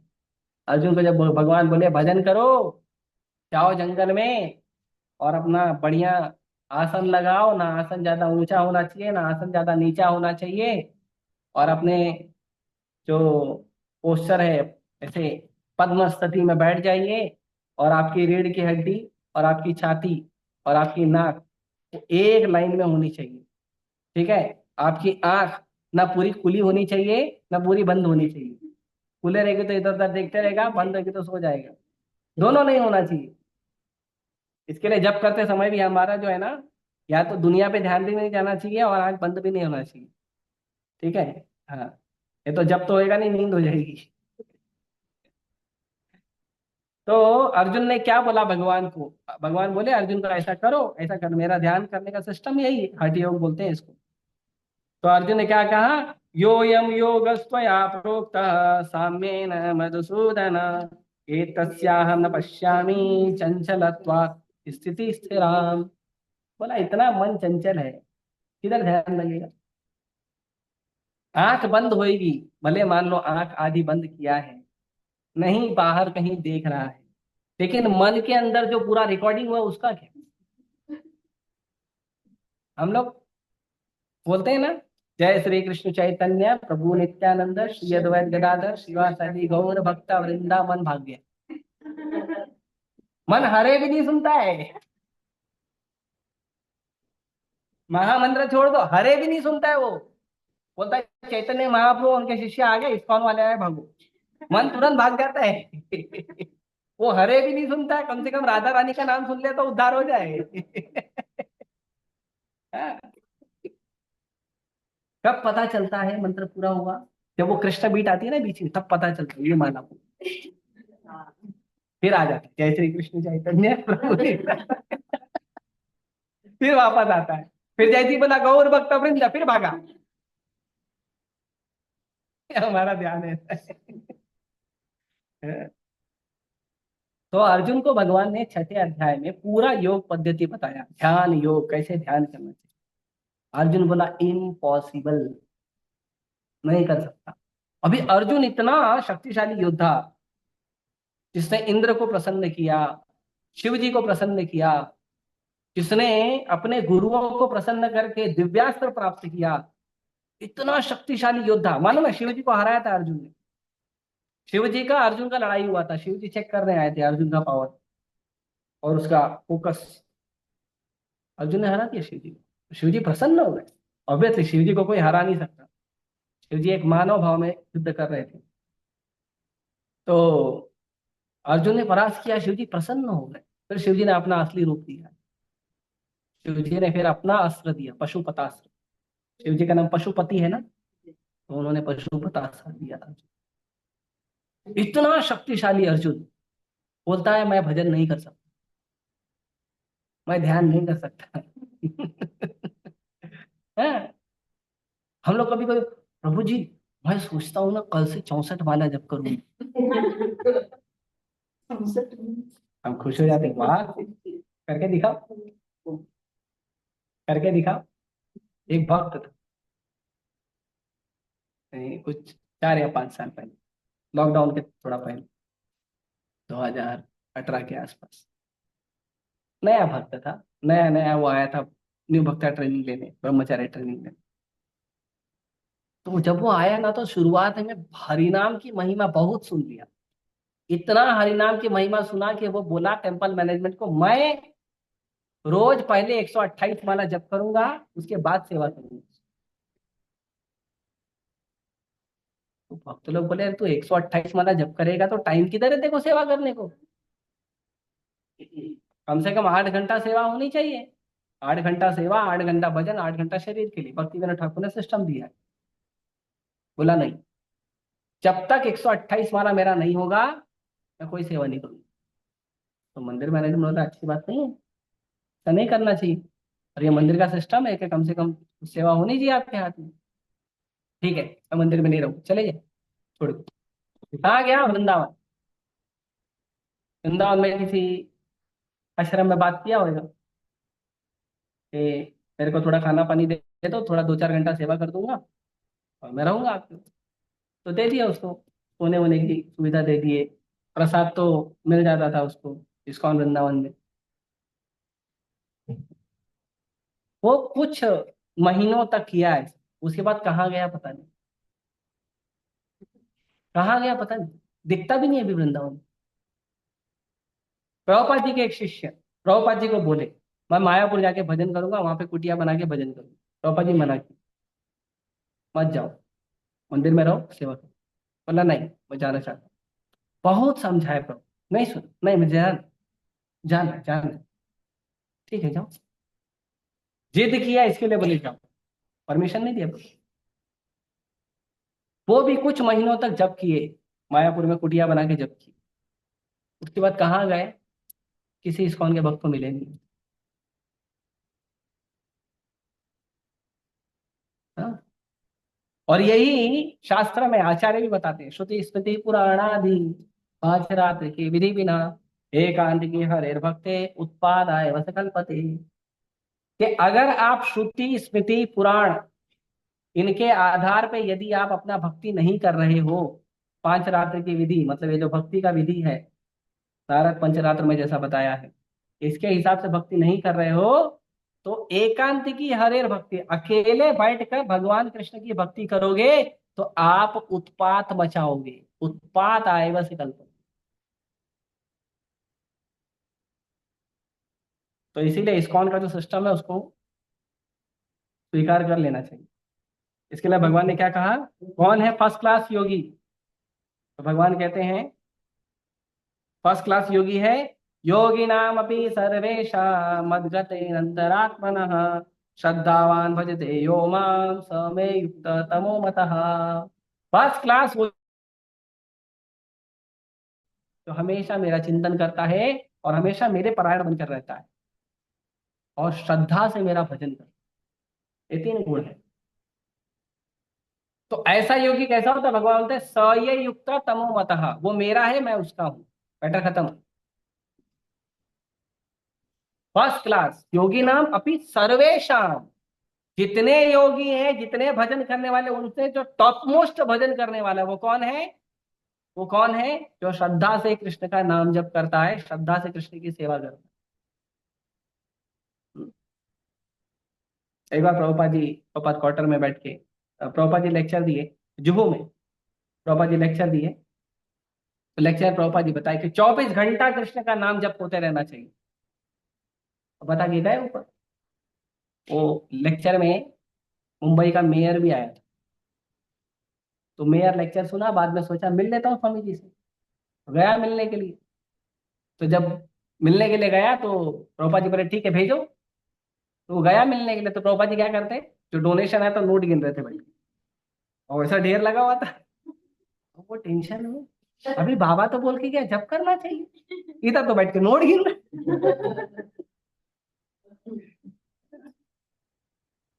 तो हो गया गिन के। तो प्रभुपाद जी बोले हाँ बोलो। बोले अरे अभी तो आप बोल के गए 24 घंटा जब करना चाहिए, अभी आप देखो नोट गिनते हो। प्रभुपाद जी बोले इधर आओ बताता हूँ। प्रभुपाद जी बोले मेरे पीठ पे कान लगाओ। तो उसने प्रभुपाद जी की पीठ पे कान लगाया, तो उसको क्या सुनाई दिया? हरे कृष्णा हरे कृष्णा कृष्णा कृष्णा हरे हरे, हरे राम हरे राम राम राम हरे। भगवान के शुद्ध भक्त सांसों से भी जप करते हैं। अर्जुन जब सोता था तो हरिनाम निकलता था। वो फिर प्रणाम किया प्रभुपाद जी। भगवान के भक्त ऐसे 24 घंटा कृष्ण का स्मरण होता है। कैसे? कृष्ण की सेवा में लगे, पूरा एकदम जी तोड़ मेहनत लगाना चाहिए कृष्ण की सेवा में। फिर देखो आनंद। आपको जिसको भी मन की समस्या है ना, जिसको भी मन की समस्या है, मन ज्यादा तंग करता है, शरीर तोड़ के सेवा करो। इतना सेवा करो, इतना तब गजब का थक जाओ। इतना थक जाओ कि प्रसाद खाते नींद आ जानी चाहिए आपको, और प्रसाद खाते खाते प्रसाद के बीच में भी नींद आ जानी चाहिए, इतना थक जाओ आप। आपको मैं गारंटी करता हूँ मन गलती से भी परेशान नहीं करेगा। और मन आपको बोलेगा बेटा तेरा माला नहीं हो रहा तू कर ले। हाँ ये प्रैक्टिकल हम लोग का किया हुआ है। ये दिसंबर का महीना है, हम लोग बुक डिस्ट्रीब्यूशन करने जाते हैं, हमारा हालत यही होता है। बिस्तर पे गिरे, किधर गया पता नहीं, कौन से लोक में मालूम नहीं। सुबह उठने के बाद मालूम पड़ता था ठीक है ये। एक बार मैं डिस्ट्रीब्यूशन कर रहा था कोटा में, एक बार नहीं 2 3 बार हो गया। डिस्ट्रीब्यूशन कर रहा था, फिर उसके बाद आया प्रसाद पाने के लिए बैठा, प्रसाद पाया, आधा प्रसाद पाया, आधा प्रसाद पे ऐसा हाथ पड़ा, ऐसा सो गया। पूरे एक भक्त वॉशरूम जाने के लिए उठा, वो उठा प्रभु ये तो खत्म करो। हाँ? उसमें एकदम ऐसा स्मरण होता है ना भगवान का, क्या रियलाइजेशन। और एकदम साक्षात कृष्ण साथ में है, ऐसा रियलाइजेशन होता है। अगर आप एकदम शरीर तोड़ के सेवा करो, बढ़िया सेवा करो, 24 घंटा लगे रहो कुछ ना कुछ सेवा करने में। फिर देखो, मोबाइल उठाते ही हाथ में सेवा होनी चाहिए कि मोबाइल से क्या सेवा करनी है। किसी को फोटो भेजना है, किसी को रील्स भेजना है, किसी को ये करना है, किसी को वो करना है, किसी को मैसेज का रिप्लाई करना है, किसी वक्त को फॉलो अप करना है, किसी वक्त को बुलाना है। ये सब मोबाइल का सेवा होना चाहिए, ताकि मोबाइल उठाते ही इंद्र तृप्ति ना दिखे। मैं अभी मोबाइल उठाऊंगा ना, अभी मेरे पास 10 सेवा रहेगी, 10 लोग से कम्युनिकेट करना। सुबह सो के उठता हूँ, मोबाइल उठाते ही क्या है, पहले दर्शन भेजो। फिर रात भर में जितने लोगों का मैसेज आया सबका रिप्लाई करो। फिर उसमें कुछ लोग का कॉल आया है, फिर वो कॉल करो, कॉल करते करते ही फिर कितना समय निकल जाता है। फिर ऑफिस में सेवा करो, अपना भजन करो, जप करो, भागवतम सुनो। कहाँ टाइम। फिर बिस्तर पे जाते हैं, गया है। ऐसा हाँ होना चाहिए। बाप रे, समझ आ रहा है। ठीक है, बस एक पेज और है। वास्तव में हमें वास्तव में हम अपने शरीर से नहीं अपितु मन तथा बुद्धि से कर्म करते हैं। अतएव यदि मन तथा बुद्धि सदैव परमेश्वर के विचार में मग्न रहे तो स्वाभाविक है कि इंद्रियां उनकी सेवा में लगी रहें। आपका मन और बुद्धि को कृष्ण को दे दो, बाकी शरीर जो है मन बुद्धि कंट्रोल करके कृष्ण की सेवा में लगा दे। मन और बुद्धि कैसे लगेगा कृष्ण की सेवा में? मन लगेगा हरिनाम करने से, जप करने से, और बुद्धि लगेगा प्रभुपाद जी का बुक पढ़ने से। और ये दोनों अगर आप लोग एकदम ध्यान पूर्वक रोज बिना भूले कर रहे हो तो शरीर आपका अपने आप कृष्ण की सेवा में लगेगा।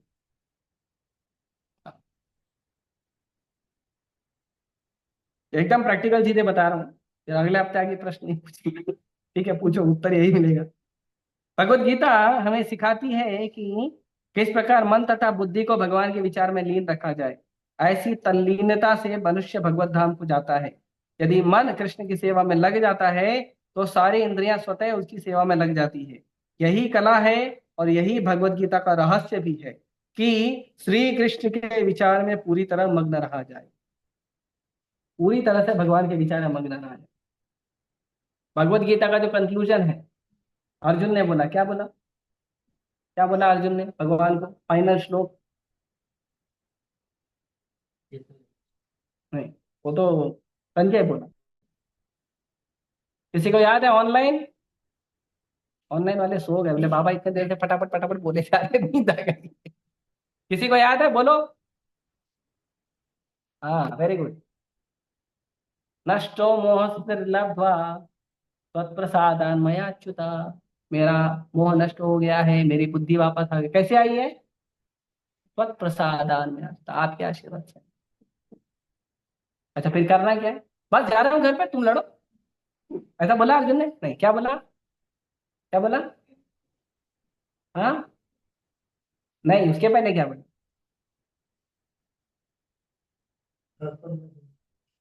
इसी तो अस्मि गत संदेह।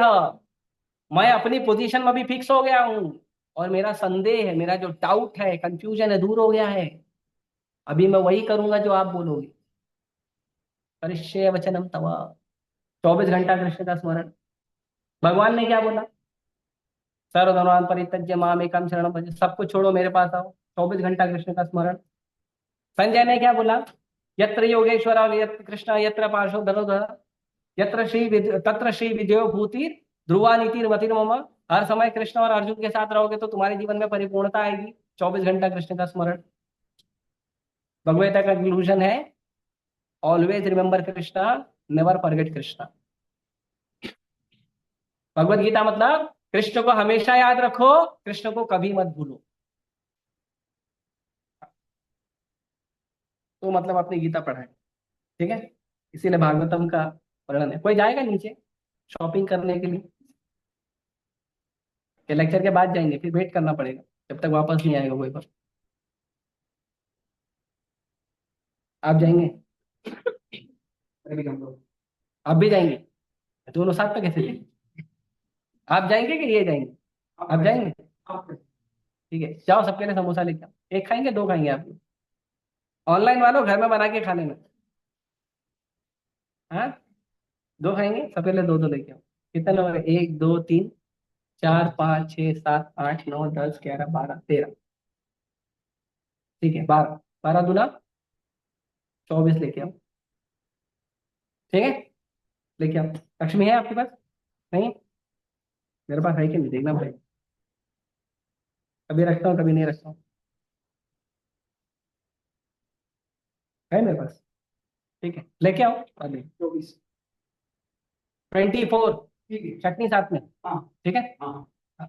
और अपना नीचे नहीं खाना, भक्तों के साथ खाना, इधर आके खाना ही नहीं तो अपना नीचे खा लेगा, बोले मेरा नीचे खा ले। आपका शिष्य हूँ ऐसा नहीं, मेरा शिष्य मत बनो, नीलम मत बनो, गुरु जी वही है ना। सही बात है। हाँ। ठीक है। तो यही प्रहलाद महाराज ने भी कहा। प्रहलाद महाराज को जब हिरण्यकशिपु ने पूछा सबसे बेस्ट चीज तुमने क्या सीखा है अपने गुरु से, ये बताओ, सबसे बेस्ट चीज। प्रहलाद महाराज क्या बोले? श्रवणम कीर्तनम विष्णु स्मरणम पाद सेवनम, आगे अर्चनम मंगलम दास्यम सख्यम आत्मनिवेदनम। ये जो 9 प्रकार का भक्ति है पिताजी तुम करो, फर्स्ट क्लास है, और इससे अच्छा कुछ है ही नहीं। ये 9 विधियां हैं, और यही भगवान भी कहते हैं अभ्यास योग युक्तेन चेतसा नान्यगामिना परमं पुरुषम दिव्यम याति पार्थ अनुचिंतयम्। क्या करना है? अभ्यास योग युक्तेन चेतसा न अन्यगामिना, ऐसा अभ्यास करो और ऐसा अभ्यास का योग करो कि चेतसा न अन्यगामिना, आपका जो चेतना है वो दूसरी जगह जाना ही नहीं चाहिए। फिर किधर जाना चाहिए? परमम पुरुषम दिव्यम, जो परम पुरुष है। कौन सा परम पुरुष? जो दिव्य परम पुरुष है। गोविंदम आदि पुरुषम तमहम भजामि, जो दिव्य परम पुरुष है उसकी चेतना में लगना। याति पार्थ अनुचिंतयम, केवल उसी का चिंतन होना चाहिए, दूसरी जगह तुम्हारा चेतना जाना नहीं चाहिए। ठीक है। और इसीलिए हमें गुरु को भी स्वीकार करना चाहिए। गुरु क्यों स्वीकार करना चाहिए? तद विज्ञानार्थम स गुरु में एवं अभिगच्छेत। यदि आपको ज्ञान लेना है, भक्ति का ज्ञान लेना है, कहाँ जाना चाहिए? गुरु के पास। और गुरु इसीलिए बनाना चाहिए। मन स्वभावतः चंचल है, इधर उधर जाता रहता है, लेकिन यह कृष्ण की ध्वनि पर स्थिर हो सकता है। इस प्रकार मनुष्य को परमम पुरुषम अर्थात दिव्य लोक में भगवान का चिंतन करना चाहिए और उनको प्राप्त करना चाहिए। चरम अनुभूति या चरम उपलब्धि के साधन भगवत गीता में बताए गए हैं, और इस ज्ञान के द्वार सबके लिए खुले हैं, किसी के लिए रोक टोक नहीं है। सभी श्रेणी के लोग भगवान कृष्ण का चिंतन करके उनके पास पहुंच सकते हैं। और इसीलिए ये श्लोक बताया है 9वें अध्याय का। माम ही पार्थ व्यपाश्रित येषु पापयोनः स्त्रियो वैशासता शूद्रा तेपि यान्ति परां गतिम् किं पुनर्ब्रह्मणा पुण्या भक्ता राजसयस्तथा अनित्यम असुखम लोकम इमं प्राप्य भजस्व माम। भगवान बोलते हैं कोई भी व्यक्ति कितना भी पापी तापी हो, कितना भी पाप किया हो, भले ही उसको पाप के कारण स्त्री का, वैश्य का या शूद्र का शरीर मिला हो, या उसके भी नीचे का शरीर मिला हो, भक्ति करके भगवान बोलते हैं मुझे प्राप्ति कर सकता है। ठीक है। और ऐसे ही हमारे जीवन का स्थायी हल हमें प्राप्त हो जाएगा। तो यहाँ पे हम हमारे गाड़ी को ब्रेक लगाते हैं। किसी का कोई प्रश्न है, विचार है तो आप पूछ सकते हैं। एकांत भक्ति करें जब अपने उत्पाद मत होगा तो भक्तों के साथ मिलकर भक्ति करिए, भक्तों के साथ मिलकर भक्ति करिए, गुरु के मार्गदर्शन में भक्ति करिए और शास्त्रों के उपदेश के अनुसार करिए। ये है साथ में भक्ति करना। आप भक्तों के साथ भक्ति करोगे, कभी आप कुछ गलत करोगे तो भक्त बताएगा प्रभु जी ये गलत है, वो सही है। हाँ, शास्त्रों को पढ़ के करोगे तो आपको पता चलेगा कि यहाँ पे शास्त्र में सही कहा है, यहाँ पे गलत कहा है। गुरु के मार्गदर्शन में करोगे तो सही करोगे तो गुरु पीठ थपथपाएंगे, गलत करोगे तो गुरु कान पकड़ेंगे। तो गुरु के मार्गदर्शन में करना है, भक्तों के संग में करना है, और शास्त्रों के उपदेशों के अनुसार करना है। ये होना चाहिए। और इन सब के अंदर एक मुख्य होना चाहिए, कृष्ण के प्रति रुचि होनी चाहिए। कृष्ण के प्रति रुचि होनी चाहिए। जितना भी भक्ति हम कर रहे हैं वो सारे भक्ति का जो मूल है वो यही है कि कृष्ण के प्रति हमारा आकर्षण होना चाहिए, कृष्ण की सेवा के प्रति आकर्षण होना चाहिए, कृष्ण के भक्तों के प्रति सम्मान होना चाहिए, गुरु के आदेशों का पालन करना चाहिए। ये सब उसका मुख्य लक्षण है। अगर ये सब नहीं हो रहा है तो आप भक्ति ठीक से नहीं कर, आप भक्ति कर रहे हो लेकिन भक्तों से झगड़ा करे बैठे हो, गुरु जी क्या बोले हैं वो कभी सुनते हो कभी नहीं सुनते हो। आपको शास्त्र पढ़ने बोले गए हैं, जब कभी मन आता है तो पढ़ते हैं, नहीं मन आता तो नहीं पढ़ते हैं। तो वो भक्ति नहीं कर रहे हैं, आप टाइम पास कर रहे हैं।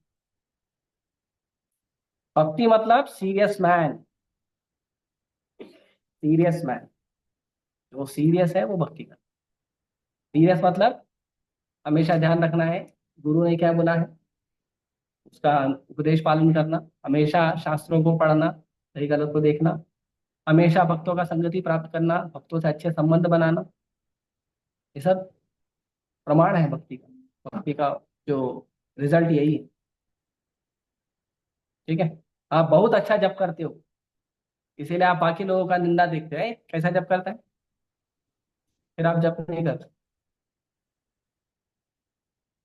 लोग गलत कर रहे हैं तो उन्हें उत्साहित करना चाहिए, उनके अंदर दोष नहीं देखना चाहिए।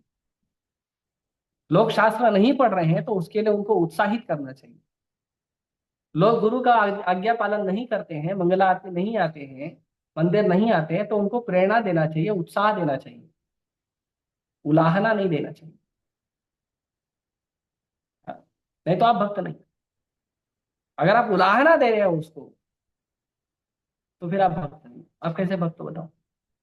गुरु कर सकते हैं, गुरु का तो पूरा अधिकार है, गुरु तो पटक के मार भी सकते हैं, आप गुरु तो नहीं हो सकते। और जिस दिन दीक्षा गुरु बनोगे उस दिन देखना, पहले तो गुरु की जिम्मेदारी उठानी पड़ेगी। तो ये बहुत महत्वपूर्ण है। कोई व्यक्ति आप अच्छा भक्ति कर रहे हो, आप अच्छा शास्त्र पढ़ रहे हो, आपको भागवतम के 18,000 श्लोक याद हैं, आप एवरी डे विदाउट फेल मंगल आरती के 2 घंटा पहले मंदिर आ जाते, वेरी नाइस। और उसका मतलब नहीं है कि जो ये चीज नहीं कर पाता है उसके अंदर दोष लिखना। जो नहीं कर पाता है उसको प्रेरणा दीजिए, प्रोत्साहन दीजिए, उत्साह दीजिए, और प्रेम से संबंध बनाइए, आपके प्रेम के वश में आ जाएगा। आपका संबंध इतना प्रेममय होना चाहिए कि आपके लिए वो आ जाएगा। जैसे हम लोग प्रचार करते हैं, कितना बार फोन करते हैं, 100 लोग को फोन करते हैं तो एक आदमी बोलता है हाँ मैं आऊंगा, और नहीं आता है। पता है सर क्यों ऐसा हो रहा है, बताए। संबंध नहीं बना है। संबंध बनाओगे ना, सिर्फ उसको फोन करेगा, अरे बोल हलवा बनाया है, बस। कुछ उसको बोलने की जरूरत नहीं है, लेक्चर है कि नहीं है, कुछ नहीं। खाली प्रसाद का फोटो खींच के भेज दो बस, देखो वो कैसा आता है। नहीं तो आप उसको केवल ये बोल दो, आप महीना 1 महीना हो गया मंगला आरती नहीं है, आ जाओ, बस वो आ जाएगा। ऐसा रिलेशन बनाइए,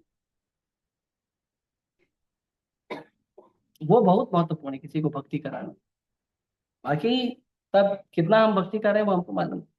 आपको खुद मालूम है आप कितना अच्छा भक्ति कर रहे हो, मेरा तो पूछना नहीं, मेरे को ही मालूम है। और कोई प्रश्न यहाँ पे।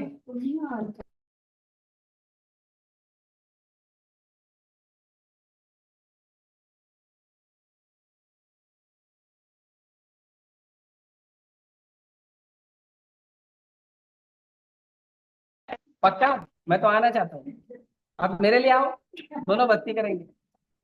हाँ, चैतन्य महाप्रभु ने ये नहीं बोला कि हमको पाप और पुण्य खत्म करना है। दोनों जीरो बैलेंस करेंगे तो चैतन्य महाप्रभु कह रहे हैं, मम जन्मनि जन्मेश्वरी बहुतात भक्ति रहे तो की, तो मुझे बार बार धरती पे भेजो लेकिन आपका भक्ति देखिए, पाप पुण्य के चक्कर में मत लीजिए। तो जीरो करना है ना, उसके लिए ब्रह्म संहिता में ब्रह्मा जी के यस्त्र गोपमथवेन्द्र अहो स्वकर्म बंधानुरूप फल भाजन मातनोति कर्माणि निर्दहति किंतु भक्ति भाजा गोविंद बादि पुरुषं तमहं भजामि। तो ब्रह्मा जी कहते हैं यश्चंद्र गोपम अथवेंद्र अहो स्वकर्म, वो टेबल पे नहीं रखना, कुर्सी पे रखना, टेबल पे नहीं रखना महाराज, हाँ, कुर्सी। बहुत बहुत धन्यवाद, अच्छे भक्त हैं आप। तो ब्रह्मा जी कहते हैं कि जो इंद्र है, देवताओं का राजा, उससे लेके जो एक शूद्र छोटा सा इंद्रगोप कीड़ा है, ये कीड़े का नाम है इंद्रगोप, बहुत छोटा है, वो उतने पूरे सारे के सारे जितने लोग हैं, ब्रह्मा जी बोलते हैं सबको कर्म के बंधन में बांध के बढ़िया पिटाई करते हैं। किसी को पुण्य में बांधते हैं, किसी को पाप में बांधते हैं, किसी को किसी और चीज में बांधते हैं। अब महाराज का किसी को किसी चीज में मानते हैं, लेकिन भगवान बढ़िया सबको कर्म के बंधन में बांध के रस्सी खींच के बढ़िया पिटाई कर। लेकिन कर्माण निर्दहति किंतु च भक्ति भाजा, कर्म को एकदम जीरो कर सकते हो कैसे? किंतु च भक्ति भाजा। शून्य करना मतलब कैसा ना, अभी इसमें भी उदाहरण। शून्य करने का मतलब है जैसे बारिश में, सॉरी, जो गर्मी होता है, गर्मी में हम क्या करते हैं, खेत का जो छोटा छोटा घास होता है, वो घास को हम क्या करते हैं, ऊपर से पूरा काट के खत्म कर देते हैं, या आग लगा देते हैं, जल जाता है। लेकिन थोड़ा सा बारिश गिरता है, फिर उग जाता है वो। तो खत्म हुआ क्या? नहीं। तो हमारे मन में भी वैसा ही है। वो कर्म है ना, कर्म का बीज खत्म नहीं हुआ, कर्म खत्म हो जाता है लेकिन बीज खत्म नहीं हुआ, अभी भी है। फिर थोड़ा सा मौका मिलेगा, फिर पाप या पुण्य करेगा। इसके लिए ना कितना भी समझाओ, प्रभु जी ये करो, माता जी ये करो, नहीं, फिर वो अपना लग जाती है। नहीं, हमारे घर में ऐसे ही होता है, हमारे कुल परंपरा में ऐसे ही होता है, हमारे खानदान में ऐसे ही होता है, और चले, कितना भी समझाओ, फिर खानदान में चले जाते हैं। क्यों? वो बीज अंदर है ना फंसा हुआ। लेकिन भगवान कृष्ण का एकमेव भक्ति ऐसा है, गोविंदम आदि पुरुषम तमम भजामि, भगवान कृष्ण का एकमेव भक्ति ऐसा है जो क्या करता है, निर्दहति, वो बीज को भी निकाल के खत्म कर देता, स्वभाव को भी खत्म कर देता है आपके कर्म के। कर्म करने का स्वभाव खत्म कर दो, कर्म करने के स्वभाव को कृष्ण की सेवा में चेंज कर दो, जो कर्म करो कृष्ण के लिए, तो जीरो हो जाएगा। अगर किसी को हम दान दे रहे मतलब पुण्य, तो हरिओम ऐसा बोलेंगे तो वो पुण्य हमको नहीं आता। आप दान दो, आज सुबह ही प्रभुपा जी का लेक्चर सुना, प्रभुपा जी बोलते हैं दान दो, लेकिन उस व्यक्ति को दान दो जो व्यक्ति दान लेने का अधिकारी है।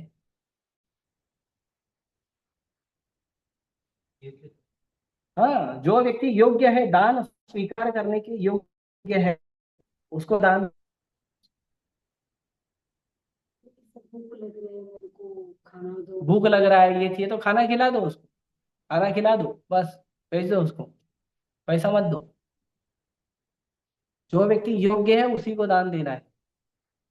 पहले के भारत किसी को दान केवल दो लोगों को दिया जाता है, ब्रह्मचारी और सन्यासी, और किसी को दान नहीं। किसी को भूख लगा है, मंदिर में जाके खाओ, मंदिर में फ्री प्रसाद मिल रहा है, खाओ। या आप नहीं, ब्राह्मण, ब्राह्मण तो वही ब्रह्मचारी या सन्यासी ज्यादातर होते हैं। या गृहस्थ ब्राह्मण भी है तो वो तो, और ब्राह्मण लोग तो जनरली स्कूल वगैरह चलाते थे, तो स्कूल में तो मिल जाता, गुरुकुल चलाते थे उसमें तो मिल। जो ब्राह्मण भी चलाते थे स्कूल वगैरह, उसमें क्या करते थे, वो ब्रह्मचारी को भेजते थे मांगने के लिए, सुदामा ब्राह्मण है वो लोग जाते। और ब्राह्मण का भी नियम होता था, ऐसा नहीं 200-500 घर में मांगते घूम रहा है, नहीं, उनका नियम होता था, 5 घर में ही मांगूंगा, 10 घर में ही मांगूंगा, आज के दिन 10 घर में मांगूंगा, मिला तो ठीक, नहीं मिला तो भूखा सोएगा। ये आजकल बढ़ जाती है, 500 लोग देके जा रहे हैं, 1-1 रुपया दिया हो तो भी दिन का 500 हो गया, होता है उतना। ये अभी 2 या 3 दिन पहले मैंने न्यूज में देखा, एक भिखारी है, उसने, कितने का फ्लैट है उसका? हाँ, करोड़ का, 1.5 करोड़ तो उसका सेविंग है, 1.5 करोड़ सेविंग है, 1.5 करोड़ उसका सेविंग में रखा है, और 4 या 5 करोड़ का उसका फ्लैट है। फिर मेहनत कर रही दे दे बाबा इसके नाम पे। पैसा कमाना बड़ी बात नहीं है, कहीं भी चद्दर बिठा के बैठ जाओ, पैसा आ जाएगा। पैसा कमाना बड़ी बात नहीं है, कोई काम सीख लो आप, कुछ नहीं तो रील पे नाचना सीख लो, फिर भी पैसा आ जाएगा। ऑब्वियसली वो करना नहीं चाहिए, भक्ति के लिए अनुकूल नहीं है। रील बना के छोड़ दो, है गाइस, आज देखो हम बना रहे हैं करेले का सब्जी, बस उसमें आप देखोगे 1000 व्यूज आ जाएंगे। है, कमेंट भी आएगा, शेयर भी होएगा। पैसा कमाना बड़ी बात नहीं है, धर्म का पैसा कमाना बड़ी बात है। मैंने धर्म का पैसा कमा के दिखाओ। प्रभु जी, मैं आज के 5-6 साल पहले आया था न्यूज में, एक भिखारी को नोट लेके था, उसका चेक रेस लेके बॉम्बे सेंटर नोट लेके। ठीक है, ऐसे बहुत सारी चीज। बोलो।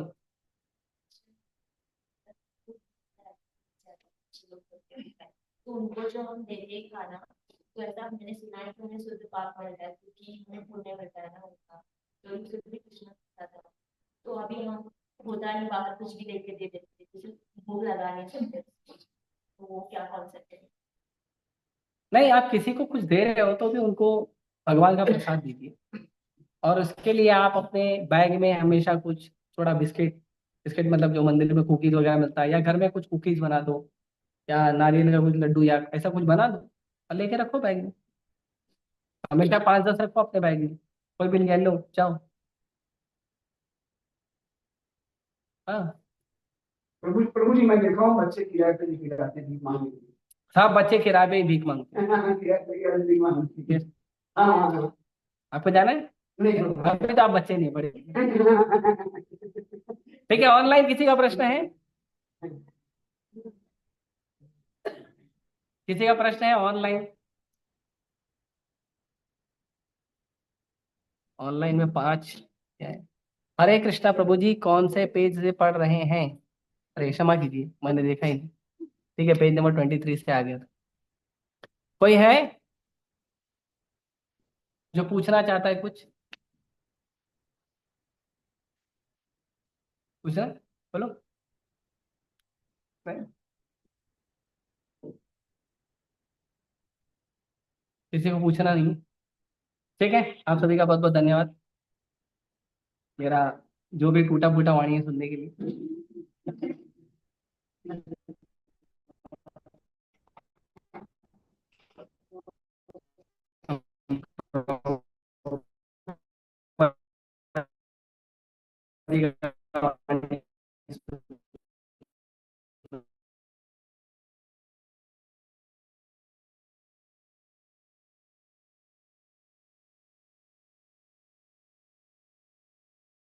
हरे कृष्णा बोलो, हरे कृष्णा दिया ना?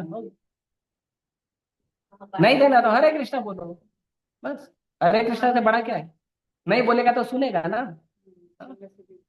ये भक्तों के पास हमेशा देने के लिए होता है, कुछ नहीं तो हरे कृष्णा दे दो, हो गया। है ना? हाँ, चिंता नहीं करना चाहिए।